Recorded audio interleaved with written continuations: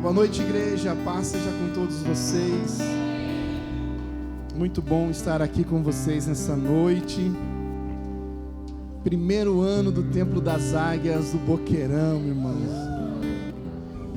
Hoje estava eu e a bispa conversando, ela falou: amor, esse horário nós estava montando janela, nós estava pintando parede, nós estava puxando fio, estava montando aquário, né, Edu, lembra?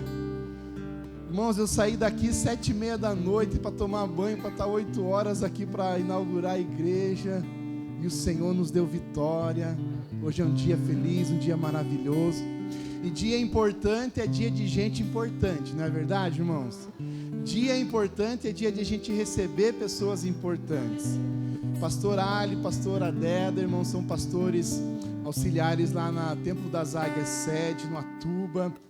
Mas, irmãos, antes disso tudo, eles também foram os nossos líderes, lá em meados de 2015, 2016, né? A gente caminhou junto, irmãos, e eles foram os líderes que viram em nós um potencial. Eles foram os líderes, irmãos, que enxergaram em nós uma capacidade que a gente não enxergava. Então eles investiram em mim, na bispa, né, amor? Vem cá, amor, do meu ladinho. Irmãos, e a gente liderava jovens junto com eles. Foi muito cachorro quente nas madrugadas. Pão com mortadela. Lembra o dia que eu preguei sobre o pão com mortadela? São eles. Muitos dias, irmãos.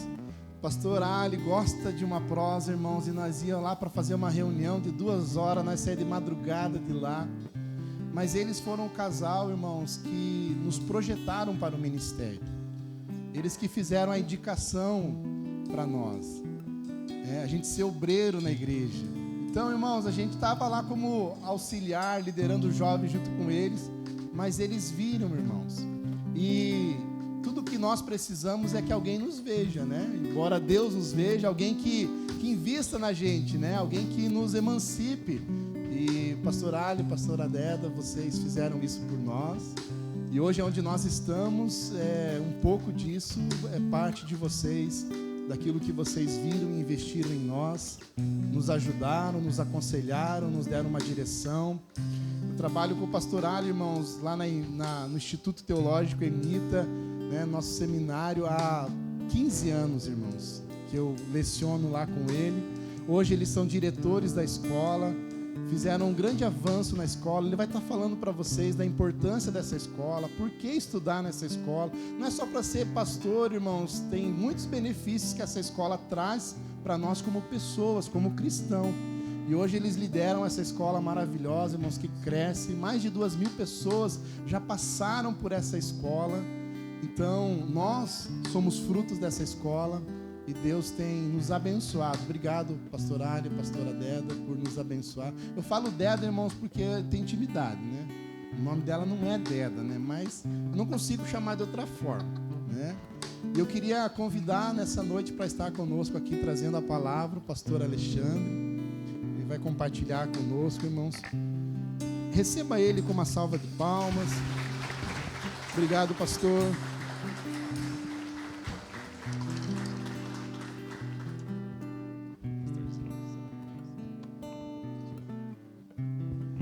Boa noite, irmãos. Paz seja convosco. Foi orado já? Pode se sentar então. Graças a Deus por nós que estamos aqui nessa noite. Noite de festa. Aniversário é tão bom, né? Cheguei ali, eu falei, amor, que eu toquei a Deta. Tem bolo e brigadeiro, amor. Olha ali, ó. Que gostoso. Que alegria chegar aqui nessa igreja. Estivemos aqui na inauguração. E agradeço, pastores, pelo convite de estar aqui nesse primeiro ano, dessa grande realidade na nossa vida que é a IETA Boqueirão. Irmãos, quando a gente estuda a igreja e os movimentos da igreja, muito embora a gente veja as grandes comunidades, e é tão maravilhoso igrejas com 5.000, 10.000, 15.000, 20.000 pessoas, é verdade. Mas 97% das igrejas no mundo são comunidades de até 100, 150, 200 pessoas. Então, igreja é isso. Igreja é quando eu cheguei ali embaixo para estacionar, tinha um irmão lá para me receber. Igreja é diaconia, igreja é serviço. Igreja também é isso, todo mundo cantando, louvando a Deus. Igreja é isso, koinonia, comunhão. Como o bispo disse, nós chegamos aqui o ano passado, nesse horário 7h30, toda aquela correria. Igreja é isso também, martúria, testemunho. E igreja acima de tudo é proclamação, pregação. E por isso que nós estamos aqui nessa noite, para sermos também alimentados pelo Senhor. O bispo Luizinho falou uma coisa muito interessante, irmãos. Hoje o Templo Las Águias é uma raridade no meio, principalmente pentecostal, no que tange a ter seminários teológicos. Não é muito comum igrejas pentecostais terem seminário, porque demora muito tempo para formar professores, é custoso, o investimento não é pequeno. E eu quero dizer para você que você serve a Jesus Cristo numa igreja que se preocupa com a sua salvação. Por quê? Porque tem um local, tem uma preparação, se assim podemos dizer, para aquelas pessoas que querem abrir a Bíblia e entender. Irmão, sabe qual que é o meu maior desejo quando eu abro a Bíblia? Entender. Que ela faça sentido para mim. Que eu consiga fazer uma leitura, por exemplo, de Provérbios e saber o que esse autor está tentando, dentro das experiências dele com Deus, que eu hoje possa ter e entender. Muitas pessoas acham que, bem disse o pastor, que um instituto teológico é simplesmente para formar pastor e líder. Não, irmãos, não. O EMITA, ele existe para fazer educação bíblica, teológica. O EMITA existe para proporcionar para você conhecimento daquilo que Deus é.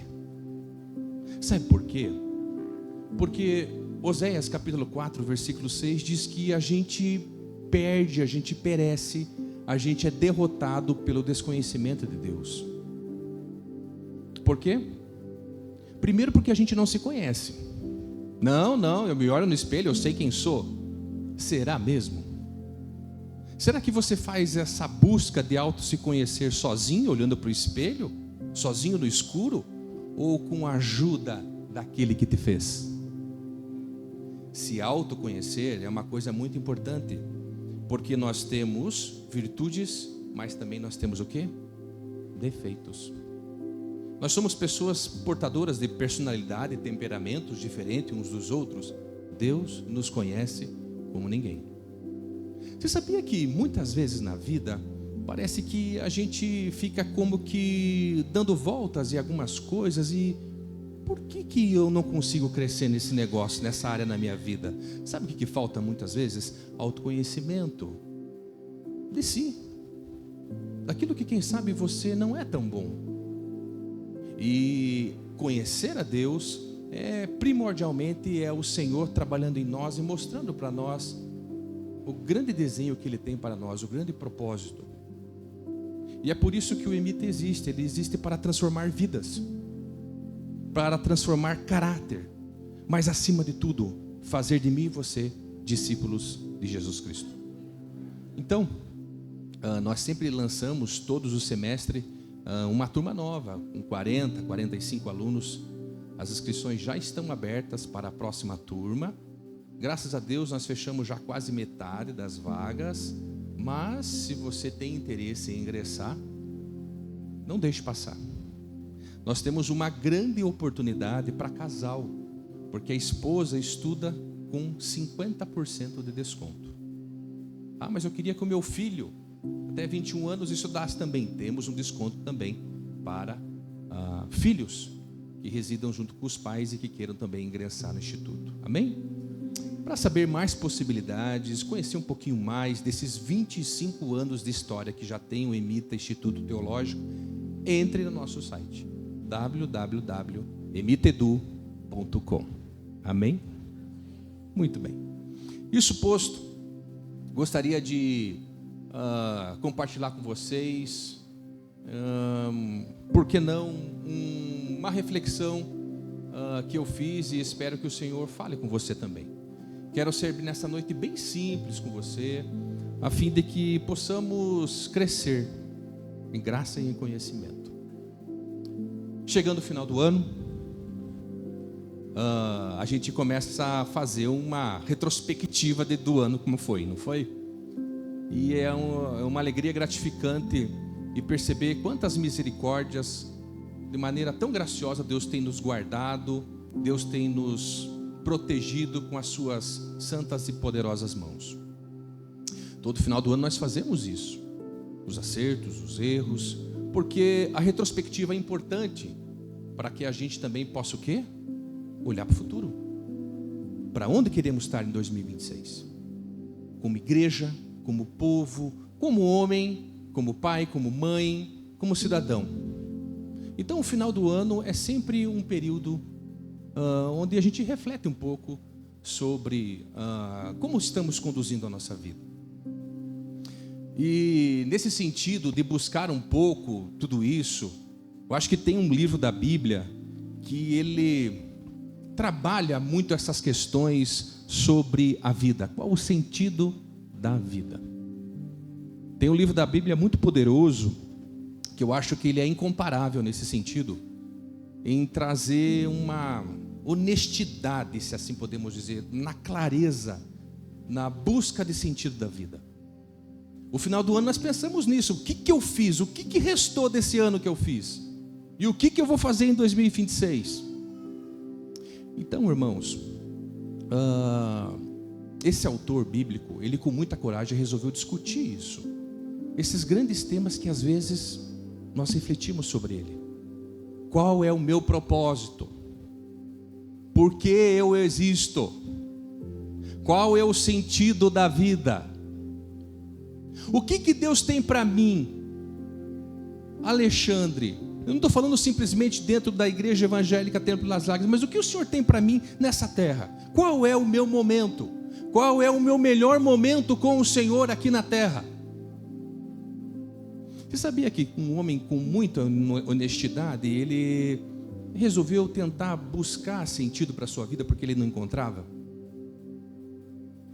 E é por isso que eu gostaria de refletir com vocês sobre o livro conhecido como o livro do pregador, ou comumente conhecido como o livro de Eclesiastes. E eu queria que você abrisse a tua Bíblia num versículo, que é o versículo 3, capítulo 3, versículo 13, que vai ser o nosso orientador nessa busca de sentido, como foi a busca desse homem, que quem sabe parou um momento, sentou e começou a fazer uma reflexão sobre a sua vida, que foi o grande Salomão.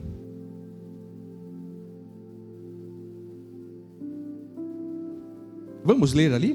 3,13. A palavra de Deus diz assim: descobri também que poder comer, beber e ser recompensado pelo seu trabalho é um presente de Deus. Eu queria falar para você hoje sobre 4 coisas muito importantes quando a gente fala sobre propósito de existência: plantar, colher, frutificar, desfrutar e glorificar. É sobre isso que eu queria meditar com você nesta noite. Nessa busca de sentido, irmãos, nessa busca por respostas, nesse vazio, quem sabe, existencial que Salomão estava vivendo, ao longo dos 12 capítulos, é muito comum quando você lê esse livro, você vê palavras do tipo assim: observei, meditei, refleti, examinei, perscrutei, conversei. Ou seja, é um homem que busca fazer uma investigação genuína sobre por que ele existe. E nessa busca por sentido, foi uma reflexão que ele fez assim grande.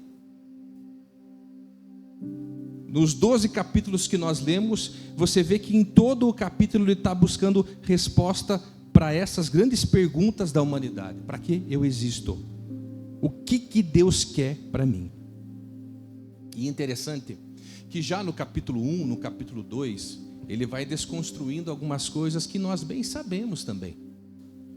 Ele vai dizer que o segredo da vida não está nas riquezas. Ele vai dizer que o segredo da vida não está na fama, no poder. Ele vai dizer que a busca da felicidade não está nas posses, no ter, no viver com intensidade as coisas, nos desejos, não. No capítulo 1 e no capítulo 2 ele já vai destruir essa ideia de felicidade. Nós não encontramos felicidade lá. Então a grande pergunta que ele faz, se nós nos fazemos nesse fim de ano, qual é o sentido da vida? E olha que coisa interessante, irmãos. Esse homem é tão sincero que ele começa o capítulo 1 dizendo: que grande inutilidade. Olha a coragem de Salomão. Por isso que eu digo para você, meu irmão, se debruce sobre as Escrituras. A palavra de Deus, ela é muito honesta. Esses homens, muito embora tenham escrito a Bíblia inspirado por Deus, mas Deus deixou o DNA deles ali. O que eles estavam vivendo, sentindo, está ali. Veja, Salomão escreve esse livro no limiar da sua vida, ou seja, quando ele estava prestes a morrer. Ele estava vendo que o final da vida estava próximo. E essas palavras, elas ecoam no meu e no teu coração muito profundas. Por quê? Porque essas palavras, essa meditação é feita por um homem, segundo a Bíblia, o mais sábio que existiu. Uau! Então, se não bastassem, esse homem inspirado por Deus, fazendo isso como um rei, depois de ter vivido tantas experiências que, se somados todas as nossas aqui, quem sabe nunca venhamos a ter, porque ele era um rei. Nós vamos ver no capítulo 2, ele diz que ele não se negou a nada. E então ele faz isso debaixo de uma graça que Deus deu para ele, sabedoria. E olha que coisa tão engraçada, irônica. Ele começa no capítulo 1, versículo 1 e 2, dizendo: que grande inutilidade. Vaidades e vaidades. Olha como ele começa essa meditação. Tudo é inútil, ele diz. Ele diz no versículo 3 do capítulo 1: o que ganha o homem com todo o seu trabalho em que tanto se esforça debaixo do sol? Eu estou no final da vida olhando para trás, gente, o que restou da minha vida, diz Salomão? Que grande inutilidade, diz ele. Ali tem um livro da Bíblia que começa assim, tem Eclesiastes, depois leia. Grandes literatos se inspiram na meditação desse livro, o livro de Eclesiastes. Meu Deus. Então o grande Salomão, o homem mais sábio que existiu, para buscar sentido da vida, ele começou dizendo isso: que grande inutilidade é a vida, que grande besteira, para que trabalhar tanto, do que se aproveita? Uau. Eu confesso, quando eu comecei a refletir sobre isso, falei: que coragem desse homem. E por que Deus deixou ele escrever desse jeito, Deus? Pensei. Olha como o homem constrói a história e como os livros da Bíblia são construídos, isso, né? Como Deus permite essas coisas para que eu e você possamos refletir, porque nós temos às vezes as mesmas crises, irmãos, as mesmas dificuldades. Diz no versículo 8, no capítulo 1, todas as coisas trazem canseira. Meu irmão, quero dizer algo para você: a vida cansa. Não é à toa que Jesus, em Mateus 11, 28, diz assim: vinde a mim todos que estáis o quê? Descansados? Cansados. Sabe por quê? Sabe por quê, João? Porque a vida cansa, irmão. A vida cansa. Jesus sabia disso. Salomão, como um grande homem, sabe o que era, sabia disso. E é por isso que no capítulo 2, e nós estamos passando pela Bíblia aqui, pela sua reflexão, no versículo 3, ele diz: o que vale então debaixo do céu? Se a vida cansa, se tudo é inútil, para que eu estou trabalhando debaixo do sol? O que serve? E olha, irmãos, esse homem está falando sentado, quem sabe, numa cadeira, mas esse homem se lançou a grandes projetos. Alice, que tanto ele fez? Se não, vejamos. Capítulo 2, versículo 4, ele diz assim: lancei-me a grandes projetos, construí casas, plantei vinhas, fiz jardins e pomares, plantei todo tipo de árvore frutífera. Quer saber mais o que eu fiz? Eu construí também reservatórios para irrigar os meus bosques verdejantes. Comprei escravos e escravas. Tive muitos bois e ovelhas de todos os que viveram antes de mim em Jerusalém. Ajuntei para mim prata e ouro, tesouros dos reis e de províncias. Servi-me de cantores e cantoras. E também de um harém, as delícias do homem. Tornei-me mais famoso e poderoso do que todos os que viveram em Jerusalém antes de mim. Olha o que diz o versículo 10: não me neguei nada que os meus olhos desejaram, não me recusei a dar prazer algum ao meu coração, na verdade eu me alegrei em todo o meu trabalho. Ou seja, esse homem foi um homem, quando a gente olha assim numa reflexão, meu Deus, olha que tudo que esse homem fez, olha tudo que Salomão fez. Irmãos, quando a gente olha para a vida desse homem, ele é um homem que buscou em tudo resposta, quem sabe, para satisfazer um desejo do seu coração, uma necessidade que as coisas materiais não deram para ele. Porque mais do que corpo, nós somos alma e espírito. Mais do que comer e beber, nós temos uma necessidade suprema sobre nós, que é a necessidade de Deus. E essa busca, irmãos, foi tão incessante, diz ele no versículo 20, que ele ficou desesperado. Ele ficou em crise, irmãos. Ele ficou ansioso. Ele ficou angustiado. Olha o que diz o versículo 20 do capítulo 2. Cheguei ao ponto de me desesperar por todo o trabalho no qual tanto me esforcei debaixo do sol. Quantos estão aí fora, não estão aqui dentro da igreja, tateando no escuro, em busca de sentido para a sua vida? Assim como Salomão um dia buscou sentido para a vida, ele diz: eu estou desesperado por essa busca, que eu não encontrei nos meus projetos, nas casas que eu construí, nos reservatórios que eu fiz, a tudo aquilo que eu me prostrei para fazer, eu ainda estou procurando por algo. E Deus deixa ele escrever, e ele escreveu. E então no capítulo 2, no versículo 22, ele diz: que proveito tem um homem? Veja, ele sempre está se perguntando ao longo dos 12 capítulos, por quê? Porque ele está buscando resposta. É a mesma pergunta de partida: por que tanto esforço debaixo do sol? Ele vai se perguntar isso por todo o livro. E ele vai encontrar então, depois dessas reflexões, uma primeira pista sobre o propósito da vida. Olha o que diz o versículo 24. 2:24. Para o homem não existe nada melhor do que comer e beber e encontrar prazer em seu trabalho. E vi que isso também vem da mão de Deus.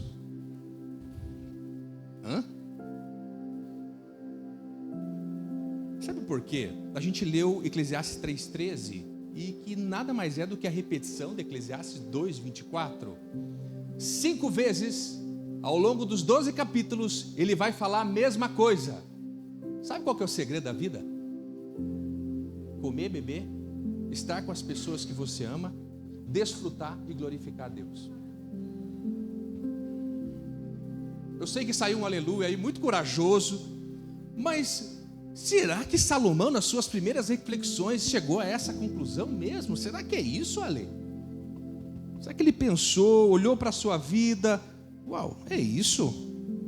De tudo que eu fiz, olhando para o passado, os meus melhores momentos foi quando eu, de alguma maneira, comia, bebia, desfrutava do meu trabalho e glorificava a Deus. Será que ele se convenceu com isso? Vamos ver o que ele está pensando mais. Sabe que Salomão, como ele mesmo diz, ele era um observador da vida. Como é que é o nosso dia, amanhã, segunda-feira, irmãos? O que nós fazemos? Acordamos, tomamos um cafezinho, né? E vamos trabalhar.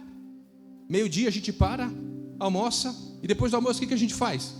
Continua trabalhando. E não importa se você trabalha dentro de casa, dono de casa, ou trabalha no mercado secular, não importa. É comer e beber. Das 6 horas, o que acontece? A gente vem para casa e se ajunta com a família, se reúne, almoça, ou enfim. E já vai o quê? Dormir. Então, Salomão, nas suas observações, ele percebia que, de modo geral, não sendo domingo ou um sábado, a vida do ser humano se consistia em fazer essas coisas. Grande parte do trabalho desse homem, então, era nisso. E então, no capítulo 3, versículo 9, ele diz: o que ganha, então, se o trabalhador faz tanto? Se nós acordamos de manhã, comemos, bebemos e trabalhamos o dia inteiro, qual é o ganho de todo esse trabalho? O trabalho. O trabalho como uma recompensa de Deus, que é o que lemos. Você está brincando, Ali? Você está falando que trabalhar é uma recompensa, um presente de Deus? Pô, o trabalho não é resultado da queda do homem lá em Gênesis capítulo 3? Você sabe que muitas vezes a gente acha que é isso, que o trabalho ele existe porque o homem pecou lá no passado, e não é nada disso, irmãos.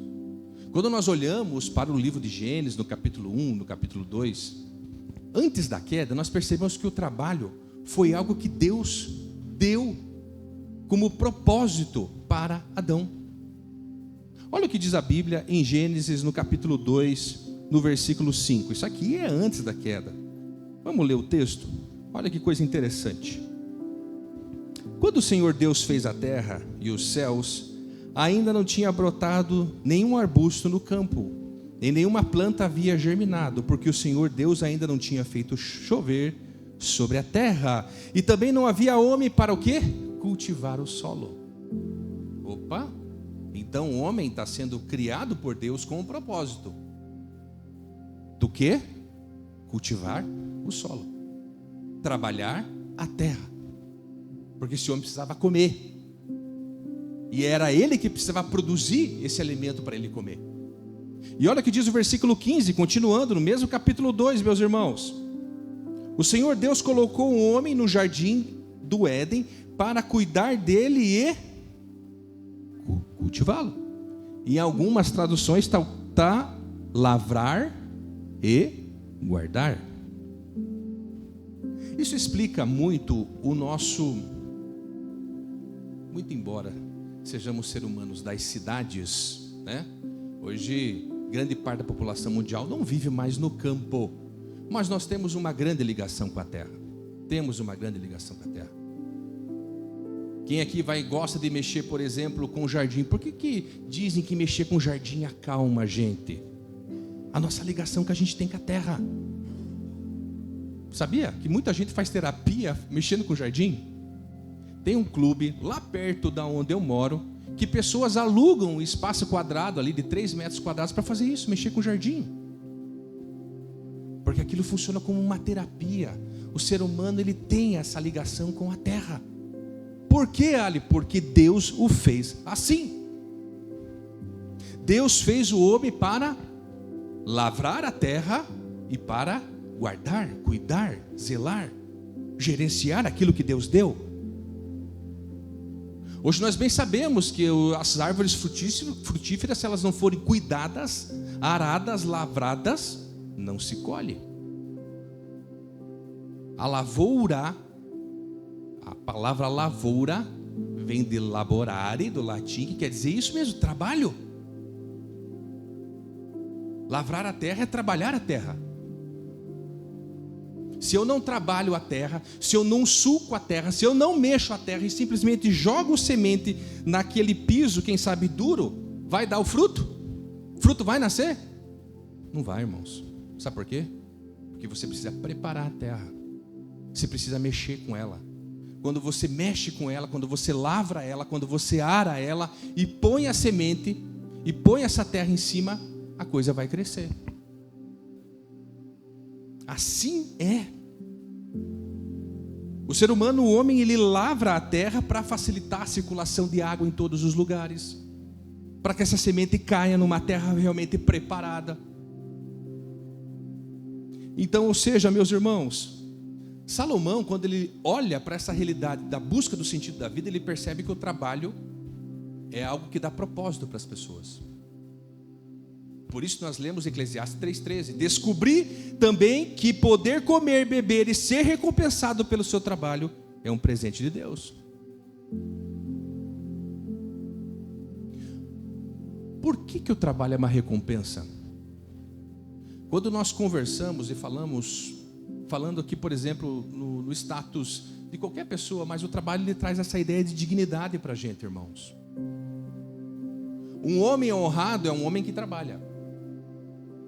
O trabalho traz respeito para nós, ou não? Entre nós aqui, nós respeitamos muito, de homem para homem, para os homens que estão aqui, nós respeitamos muito um homem que não trabalha?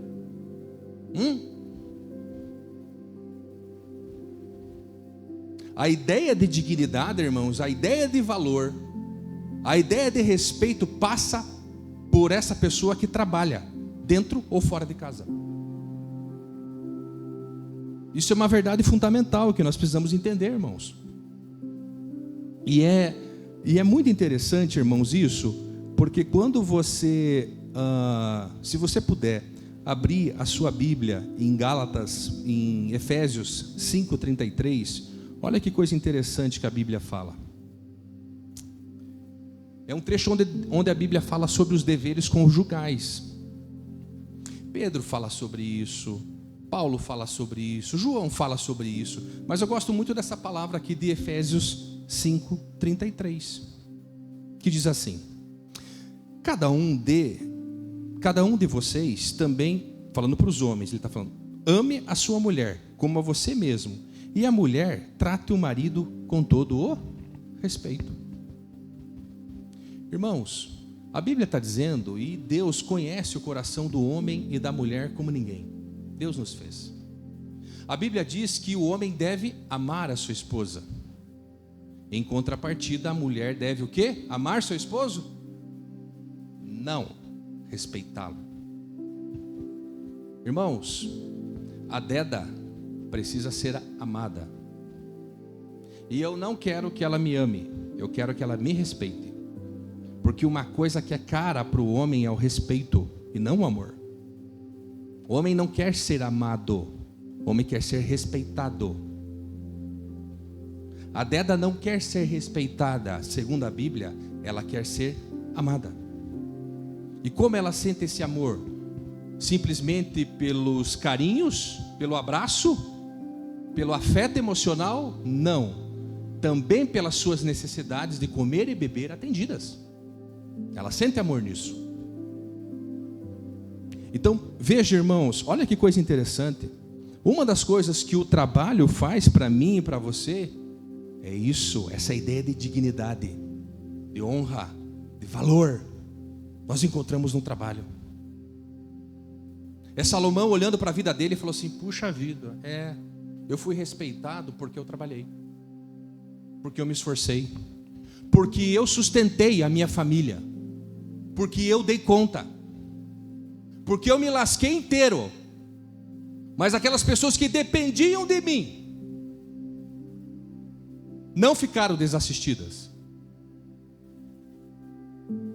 Olha só, irmãos, que ideia que Salomão está desconstruindo algo dentro de mim e de você. O trabalho como uma recompensa, como um presente de Deus, Andinho. Olha só que coisa. Meu Deus, eu não tinha parado para pensar nisso. Que honra, respeito, dignidade, tanto falo, autoestima, se assim podemos dizer, irmãos, vem do quê? Trabalho.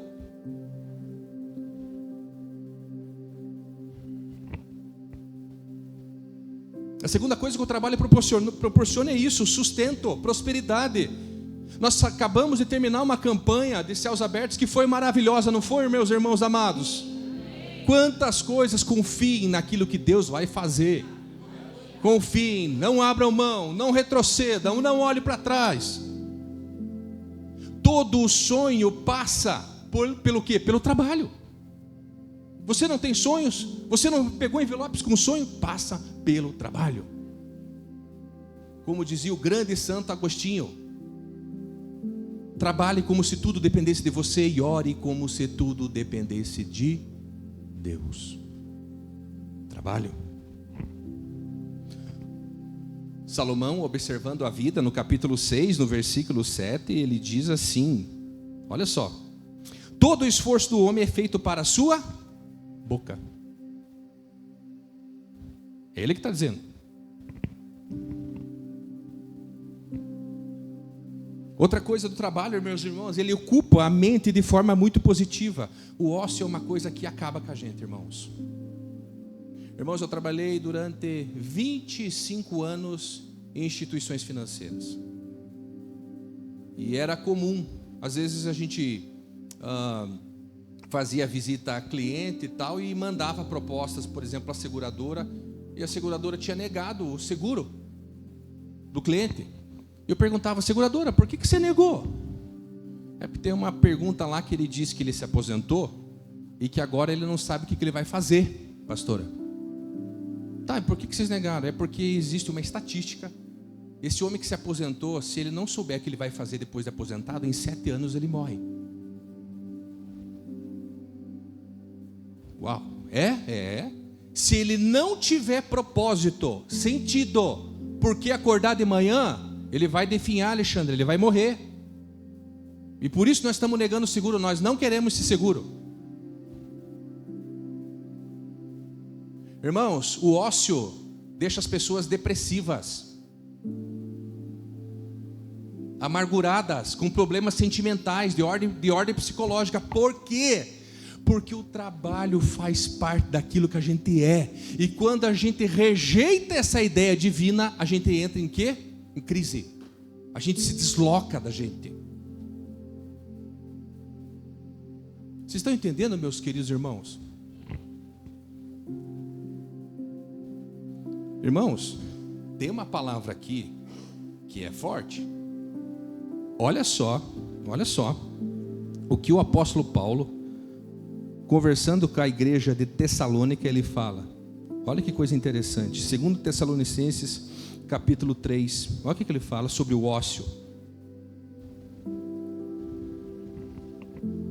Diz o versículo 10, 2 Tessalonicenses 3:10. Ele diz assim: quando ainda estávamos com vocês, nós ordenamos isso: se alguém não quiser trabalhar, também não.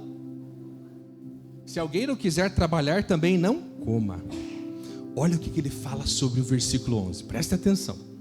Pois ouvimos que alguns de vocês estão ociosos, não trabalham, mas andam se intrometendo na vida alheia. A tais pessoas ordenamos e exortamos no Senhor Jesus Cristo que trabalhem tranquilamente e comam o seu próprio pão. Irmãos, Paulo, a Bíblia está dizendo algo que hoje a psicologia revela para mim e para você. As pessoas, quando estão no ócio, elas começam a fazer o quê? A reclamar de quem? Da vida, das pessoas. Elas começam o quê? A murmurar. Nossa, Ale, a Bíblia fala sobre isso? A Bíblia fala sobre isso. Paulo estava vendo que isso estava acontecendo na igreja de Tessalônica e, portanto, dá esse importante aviso para os irmãos da igreja. Esse irmão que está reclamando, essa irmã que está reclamando bastante aí, não é problema de ócio. É uma coisa importante para mim e para você refletir sobre isso. Olha, mas eu trabalho, glória a Deus. Olha, eu trabalho em casa, eu arrumo minha casa, faço comida para o meu esposo, glória a Deus, que maravilha. Mas sabe uma coisa que eu pensei aqui também, gente? O ócio dentro da igreja.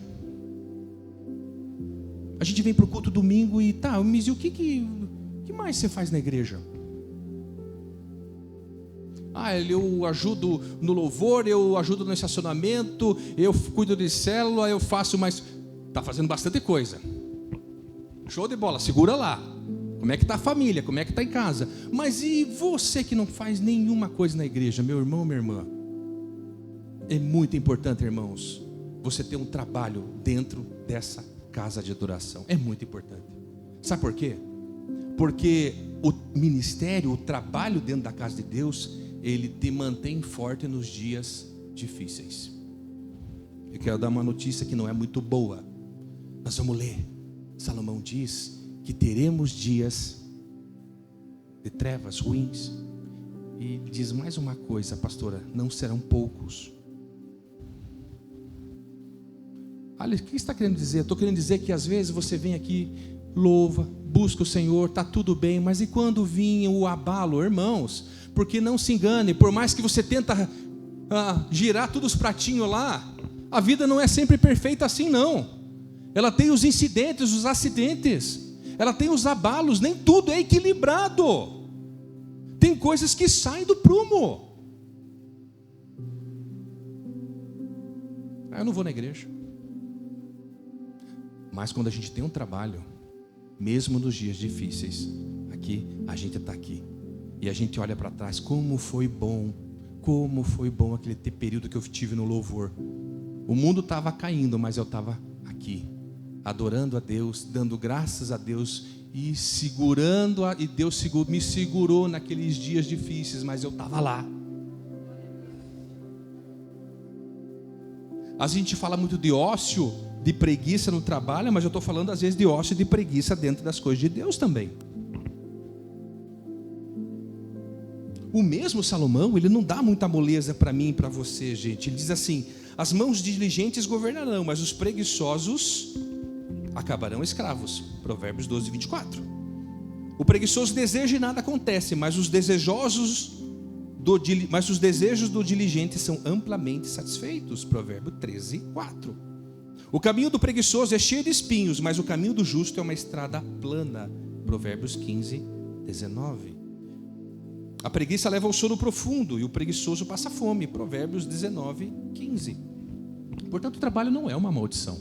Ao contrário. Deus deu o homem, Deus deu a Adão, a Eva, a tarefa de cuidar do jardim do Éden. Nós precisamos entender isso, eu e você. Eclesiastes, Salomão, no capítulo 4, versículo 5, ele diz assim: o tolo cruza os braços e destrói a própria vida. O mesmo, capítulo 10, do versículo 18, ele diz assim: por causa da preguiça o telhado se enverga, por causa das mãos indolentes a casa tem goteiras.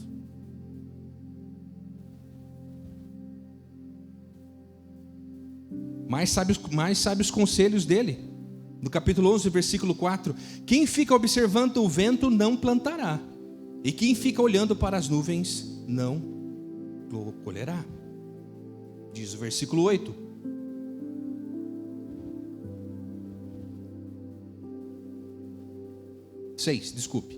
Plante de manhã a sua semente, e mesmo ao entardecer, não deixe as suas mãos ficarem à toa, pois você não sabe o que acontecerá, se esta ou aquela produzirá, ou se as duas serão igualmente boas. Trabalhe, meu irmão, minha irmã. Trabalhe. Plante. Colha. É trabalhar. Eu quero falar sobre desfrutar. Olha o que diz o capítulo 3, versículo 22. Olha o que a palavra de Deus diz. Olha essas notícias aqui de Salomão para mim e para você. Por isso concluí que não há nada melhor para o homem. Olha, ele chegou a uma conclusão. Ele chegou a uma conclusão sobre essas grandes perguntas que ele estava fazendo sobre a vida. Por isso concluí que não há nada melhor para o homem do que desfrutar do seu trabalho, porque essa é a sua recompensa. Parece algo que nós temos que fazer de maneira intencional, essa questão de desfrutar, né? Olha o que diz o capítulo 4, versículo 8 e 12. Vocês estão lendo bastante a Bíblia comigo hoje, né? Até parece que esse que vos fala é professor de teologia lá no IMITA. Mas a Bíblia é maravilhosa, irmãos. Ela tem as respostas que nós precisamos. Olha o que diz o versículo 8. Havia um homem totalmente solitário, não tinha filho nem irmão. trabalhava sem parar, contudo os seus olhos não se satisfaziam com a sua riqueza. Ele sequer perguntava: para que estou trabalhando tanto? E por que razão deixo de me divertir? Isso também é um absurdo, é um trabalho por demais ingrato. O trabalho é uma coisa importante? É, mas eu e você, irmãos, ele existe para trazer dignidade, honra, valor, fazer a gente comer e beber e também fazer o quê? A gente desfrutar. E Salomão olhou para a vida dele e percebeu que tinha um homem que trabalhava que nem um louco, que nem um doido, e que esse homem não sabia nem para quem ia deixar tudo aquilo que ele produzia. Esse homem não parava para refletir: para quem que eu estou trabalhando tanto? Ele olhou aquilo e viu aquilo como uma loucura. Nós trabalhamos, meus irmãos, e Deus também quer que a gente o quê? Desfrute da força do nosso quê? Do nosso trabalho. O capítulo 5, versículo 10, a palavra de Deus diz algo muito interessante. Ela diz: quem ama o dinheiro jamais terá o suficiente. Quem ama as riquezas jamais ficará satisfeito com os seus rendimentos. Paulo fala em 1 Timóteo capítulo 6 que o amor é o dinheiro, é o grande mal. Não o dinheiro, mas o amor é o dinheiro. Porque esse amor ao dinheiro, como diz aqui Salomão, a pessoa nunca achará que terá o quê? O suficiente. E é por isso que pela quarta vez, ele diz no capítulo 5, no versículo 18: assim descobri que para o homem o melhor e o que mais vale a pena é comer, beber, desfrutar o resultado de todo o esforço que se faz debaixo do sol durante os poucos dias de vida que Deus lhe dá, pois essa é a sua recompensa. É a quarta vez que ele diz a mesma coisa. Eureka! Descobri! O sentido da vida é isso então? É trabalhar, me esforçar, produzir, cuidar daquelas pessoas que são importantes para mim, desfrutar e glorificar a Deus? É isso! É esse sentido da vida que Salomão está explicando para mim e para você hoje, meu irmão, minha irmã. Mais uma vez no capítulo 8, no versículo 15, ele diz assim: por isso recomendo que se desfrute a vida, porque debaixo do sol não há nada melhor para o homem do que comer, beber e alegrar-se. Sejam esses os seus companheiros no seu duro trabalho durante todos os dias da vida que Deus lhe der debaixo do sol. Desfrute. O capítulo 6, versículo 3 diz assim: um homem pode ter 100 filhos e viver muitos anos, no entanto, se não desfrutar as coisas boas da vida, digo que uma criança que nasce morta e nem ao menos recebe o enterro digno, tem melhor sorte do que ele. Desfrute. Desfrute com aqueles que são queridos para você, desfrute. Eclesiastes 9:7 diz assim: portanto, vá, coma com prazer a sua comida e beba de coração alegre, pois Deus já se agradou do que você faz. Esse é o homem mais inteligente, mais sábio que existiu. Foi um rei, viveu de tudo, desfrutou de tudo, está no fim da vida e inspirado por Deus, e está resumindo a vida para nós nisso.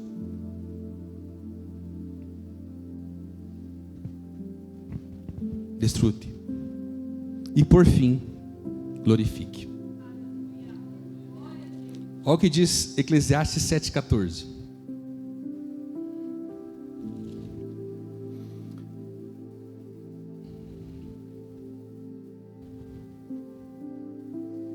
Quando os dias forem bons, aproveite-os bem, mas quando forem os ruins, considere. Deus fez tanto um quanto o outro, para evitar que o homem descubra alguma coisa sobre o seu futuro. Nas suas observações, Salomão, mesmo tendo tudo, todo o dinheiro, todas as riquezas, tudo que o ouro podia comprar, ele percebeu o seguinte: mesmo esse homem tão poderoso, tão sábio, teve dias o quê? Ruins. Dias ruins. Olha o que diz o capítulo 11, versículo 8. Meu irmão, minha irmã, refletamos com esse homem. Por mais que um homem viva, deve desfrutar sua vida. Lembre-se, porém, dos dias de trevas, pois serão muitos.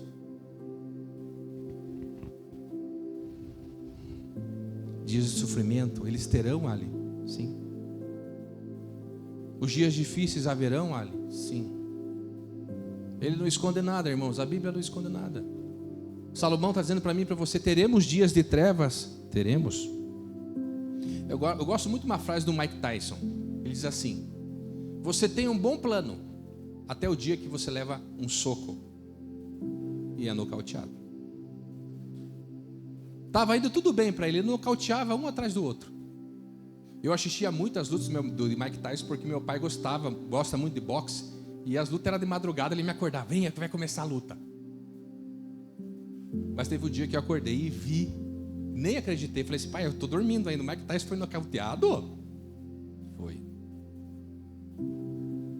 Mike Tyson teve os seus dias ruins. Eclesiastes mostra que nem sempre a vida vai ser estável. Uma perda, um acidente, um incidente, algo que tira o nosso chão, desemprego. Como, irmãos, eu já passei por essa experiência. Que experiência, irmãos, não é difícil o desemprego? O cara te chama: você está sendo desligado da empresa. Que experiência terrível. O emprego é um fundamento na nossa vida. Como isso é difícil. Os dias tristes. Quero que você entenda algo, meu irmão, minha irmã, que haverá tempos de regressão, de dúvidas, de perdas. Salomão está falando para mim e para você isso. Às vezes pode ser que você se encontre: puxa vida, parece que eu estou andando em ciclo, eu estou parado no tempo, eu estou sem progredir, parece que eu estou num platô da vida, parece que eu estou aqui num lagamar, nado para lá e para cá, não saio do lugar. Eu quero dizer para mim e para você o conselho de Salomão, de Deus para mim e para você: continue andando, continue se movendo, porque esses dias eles ficam para trás, eles passam.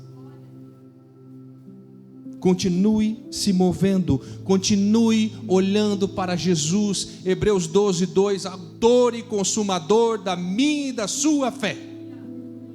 O nosso mestre teve dias difíceis aqui na terra, meus irmãos? Teve. Os 3 anos do seu ministério foram dias difíceis. Questionar a sua identidade. Se você diz quem é você, faça essas pedras virarem pão. Se você diz quem você é, desça dessa cruz. Dias difíceis. Você não é nada, você é portador de demônios. Marcos capítulo 3, acusaram ele disso até, irmãos. Disseram que Jesus estava demoniado.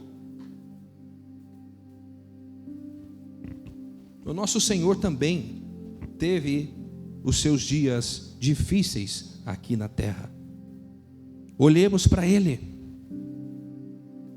Você sabe que muitas vezes a gente vive essas crises, a gente se sente descentrado. Será que eu estou no prumo? Irmãos, é nesses momentos que nós nos pegamos mais firmemente com Deus. É nesses momentos que nós sentimos mais a presença de Deus. Sabe por quê? Porque aquela capa, aquela independência, ela cai por terra diante desses abalos da vida. É onde é só Deus.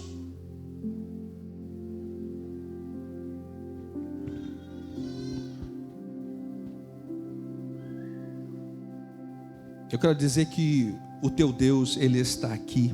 E Ele conhece você, conhece a tua vida, conhece as tuas circunstâncias. Nada passa despercebido para Ele. Nada. Ali está difícil. Escuta esse homem que também teve uma crise, quem sabe como você, e disse: continue caminhando, Alexandre.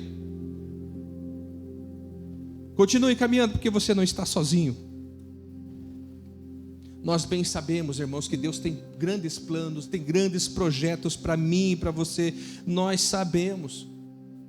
Nós contamos histórias de atores bíblicos para vocês: Moisés, Abraão, José, Débora. Isso é maravilhoso, meus irmãos, mas eu quero dizer algo muito poderoso. Esses homens tiveram a história deles com Deus. Você tem a sua história com Deus particular. Muito embora nós tenhamos esses exemplos, mas você é Daricles, você é Fabiana, você é Anderson, você é Luizinho, você é Fran, eu sou Alexandre. Nós temos que ser aquilo que Deus espera que sejamos nessa terra.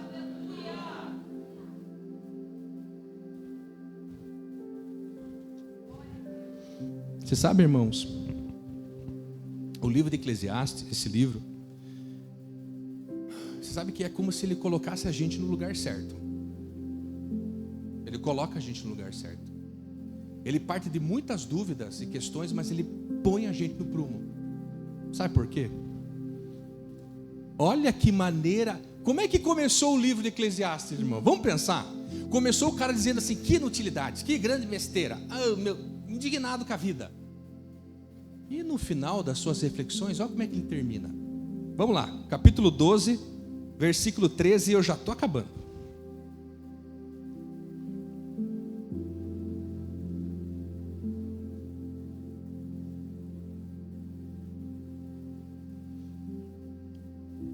Antes da gente ler, me lembro que uma vez eu fui convidado para dar uma palavra para um encontro de casais, e junto da igreja estavam as irmãs fazendo a carne. Irmãos, eu cheguei assim, sabe, tinha preparado uma pregação, passou de 40 minutos, aquela coisa assim, não.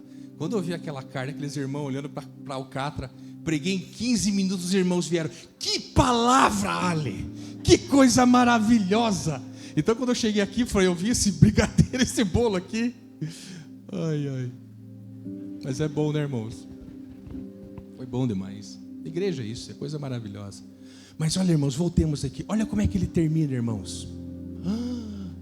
Olha qual é a conclusão da dúvida existencial, da loucura, do desespero, em começar um livro da Bíblia dizendo que tudo é uma grande besteira.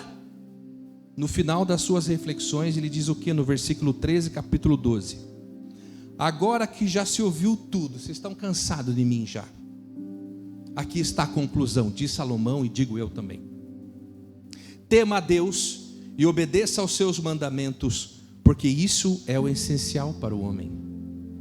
Pois Deus trará a julgamento tudo o que foi feito, inclusive tudo o que está escondido, seja bom ou seja mal.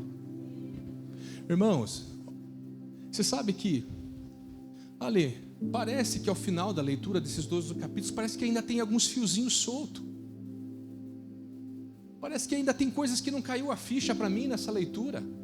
Parece que eu também estou como Salomão com algumas dúvidas existenciais, mas eu quero dizer para mim, para você, meu irmão, minha irmã, esse grande homem que existiu, esse homem também que existiu, que teve uma crise, que buscou sentido para a vida, ele descobriu uma conclusão: tema a Deus, obedeça aos seus mandamentos, porque isso é o essencial para o homem, para a mulher.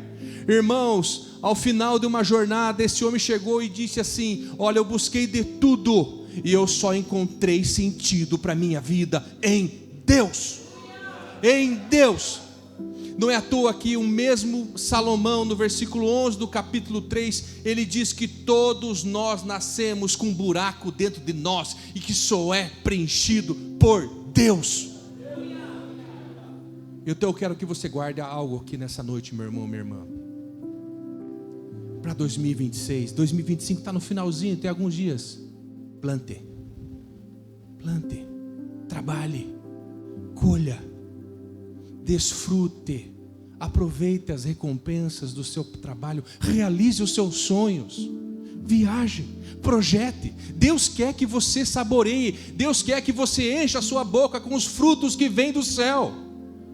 Mas acima de tudo, sendo dias bons ou dias não tão bons, glorifique aquele que é Deus sobre a tua vida. Irmãos, tudo que acontece conosco, seja bom ou mal, como nós lemos aqui no versículo 13, é porque Deus permite, e Deus está nos forjando, Deus está começando uma obra que Ele vai concluir. Amém? Você crê nisso?